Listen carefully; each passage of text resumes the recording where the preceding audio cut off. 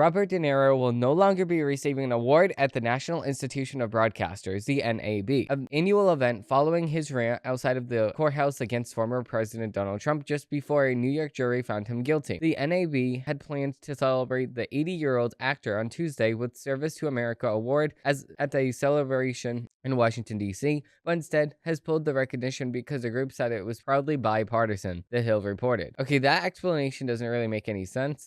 Let's see if they said anything else. While we strongly support the right of every American to exercise free speech and participate in civic engagement, it is clear that Mr. De Niro's recent high-profile activities will create a distraction from the work that we are hoping to recognize, a spokesperson for the NAB wrote in a statement. To maintain the focus on the service and award members, De Niro will no longer be attending the event. Okay, so that's good then. So at least they're saying in looking at it in a bipartisan approach, but I would have just been I would have just said, listen, you are on the wrong side of history. There's a unprecedented prosecution of a former president, and the only reason why he's being prosecuted is because of the fact that his name is Donald J. Trump. That's what I would have said, but again, I don't know if they want to be that overtly politicized during this. I think this is the best approach for them because it makes them look like they're more in the middle of things and not really choosing a side here. They just want the celebration to go as normal, and they don't want any controversy to come from it. They don't want the spotlight to be just on Robert De Niro. They want the spotlight to be on everybody winning the award, which is a good thing at the end of the day. So with that being said, we do have another Daily Wire article. We have Fauci versus Fauci. Watch Fauci change his tone on vaccines from 2021 to 2024. Former White House medical advisor Dr. Fauci changed his view of COVID vaccines from 2021 to 2024. Clips show Fauci, the former director of the National Institute of Allergy and Infectious Diseases, the NIAID,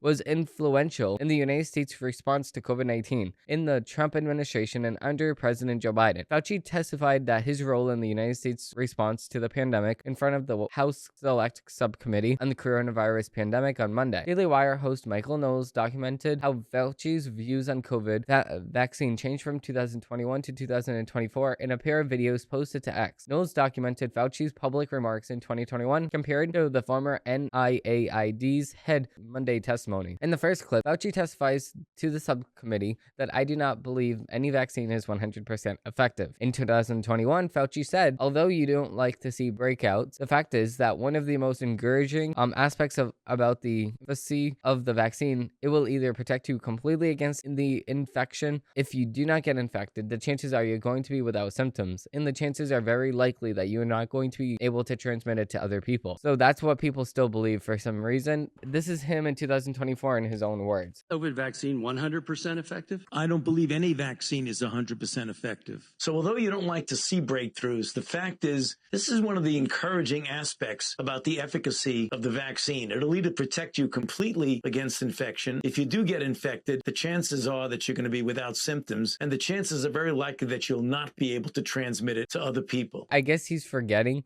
that everything that he said during COVID is on video, and we can just refer back to that. So I don't understand why he wants to just sit here and lie in Congress, because that's not helping his case whatsoever, because of the fact that he's already being prosecuted for lying under Congress, under oath. So this is not helping his case whatsoever.